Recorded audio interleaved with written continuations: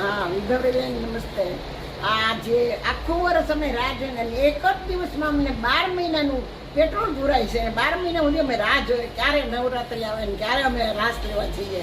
આવું તો આખા ગુજરાતમાં કોઈ જગ્યાએ નથી. એ વિભાવરીબેન કરે છે. તમારું નામ શું છે બેન? હંસાબેન ગાંધી. ક્યાં રહ્યો છો? મેઘાણી સર્કલ હરિયાણા તો 42. વાહ, સરસ. તમને આનંદ આવે છે ને? અરે આવો આનંદ તો જિંદગીમાં નથી ગયો, એવો આનંદ આવે છે. યુવાની યાદ આવી જાય એમ? હા, એમ થાય કે અમે નાના છીએ, અમને કોણ લઈ જાય ઉંમરવાળાને? હો નાના નાના બધા હોટલોમાં રાત ગરબામાં ટિકિટોમાં જાય તો અમારે તો ઘેર જ રહેવાનું હોય ને. પણ એક અમારી આ લાડકી દીકરી અમને લાડ લડાવે છે. સરસ. નમસ્તે, મારું નામ નિર્મળા ગોસ્વામી. હું વર્ષોથી માસ્તર સંસ્થા સાથે સંકળાયેલ છું. આ સંસ્થા ભાવનગરના દીકરી વિભાવરીબેન દવેએ શરૂ કરી છે, જે 60 વર્ષ પછીના જે વડીલો છે તેના માટે છે. આ સંસ્થામાં અનેક પ્રવૃત્તિઓ ચાલે છે. હોળી ધૂળેટીનો તહેવાર હોય ત્યારે વડીલોને ભેગા કરી નાચગાન સાથે રંગે રમાડે, નાસ્તા કરાવે, ભજનની કોમ્પિટિશન કરાવે, કરાઓકે પ્રોગ્રામ કરાવે, પ્રવાસ કરાવે અને સૌથી વિશેષ તો આ બધા વડીલો માટે ગરબા રમવાનું આયોજન દર વર્ષે કરે છે.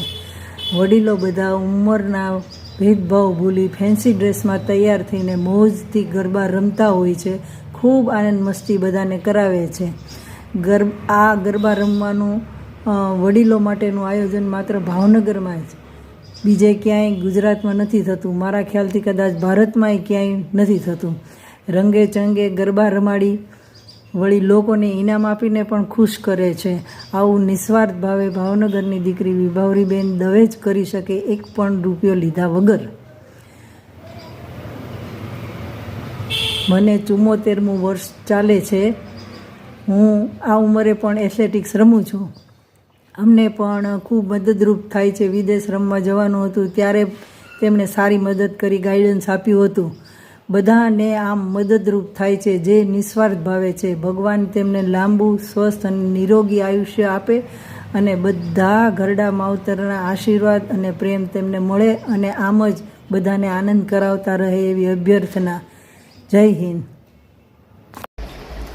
આપણે વિભાવરીબેનની માવતરની સંસ્થામાં હું કેટલા 5-6 વર્ષથી તો અત્યારે દાંડિયા રસમાં આવું છું અને બહુ જ સરસ માવતરોને મજા આવે છે. પેનક્યુલર લઈને પણ માવતરો જ્યારે ગરબા ગાતા હોય ત્યારે એટલો આનંદ થાય છે કે અને ઇનામની લાગણી કરે છે ત્યારે તો એટલો આનંદ થાય છે કે આ ઉંમરે અમને ઇનામ મળે એટલે કેટલું હર્ષની લાગણી થાય છે. ને આ ગરબાનું એક એટલું સરસ આપણા ગુજરાતમાં, આખા ગુજરાતભરમાં આપણે એક આ માવતરની સંસ્થા છે એ આવા વડીલોના ગરબા કરે છે. તમારું નામ શું? ગીતાબેન ખસિયા. ક્યાં રહ્યો છો? પાનવાડી, વડવા. ઓકે. અને દર વર્ષે ગરબા કરવા આવો છો? દર વર્ષે ગરબા કરવા આવી છું. પણ દેખાવ છો તો નાના તમે. હું નાની નથી, મારા અત્યારે 60 ઉપર છે, પણ હું મારું આધાર કાર્ડ લઈને આવીશ એટલે જેથી કરીને કોઈ ને એ શંકા ન જાય કે આ નાના છે. એમ મારું હાઈટ બોડી જરાય એવી છે એટલે નાની લાગે છે. સરસ. મારું નામ ગિરીશભાઈ દયાનંદભાઈ અંધારિયા. હું રિટાયર થયો પછી દેના બેંકમાં પહેલાં નોકરી કરતો હતો. 2001માં રિટાયર થયો અને 2003થી લગભગ હું ને મારા મિસિસ જે મહિલા કોલેજમાં હતા ત્યાંથી માવતરમાં ગરબામાં ભાગ લેવાનું શરૂ કર્યું. અને ત્યાર પછી 2010માંથી અવસાન પામ્યા પછી. કોણ, તમારા પત્ની? હા, મારા પત્નીનું અવસાન થયા પછી થોડો સમય 2-3 વર્ષ નહોતો ગયો પણ આવ્યો. પણ પછી શરૂ કરીને રેગ્યુલર પછી આવું છું. જ્યારે માવતરના ગરબા હોય ત્યારે આવું છું.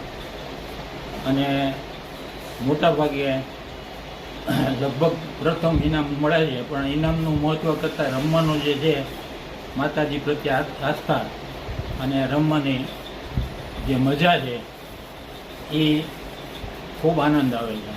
એટલે ચૂકતો નથી જ્યારે હોય ત્યારે. હવે વચમાં એક વખત કંઈક બહારગામવાળા બેન એક કોઈક આવ્યા હતા કે ભાઈ ગયા હતા કે અમારા ગામમાં આવું કરવું છે.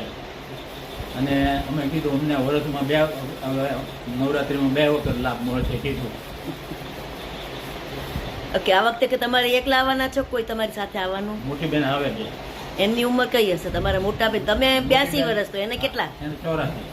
84 વર્ષ. ઓકે ફાઇન, સરસ, ચાલો આવજો, સરસ રીતે ગરબા કરજો અને ખૂબ આનંદ કરજો, બસ એ તમારું ધ્યેય છે.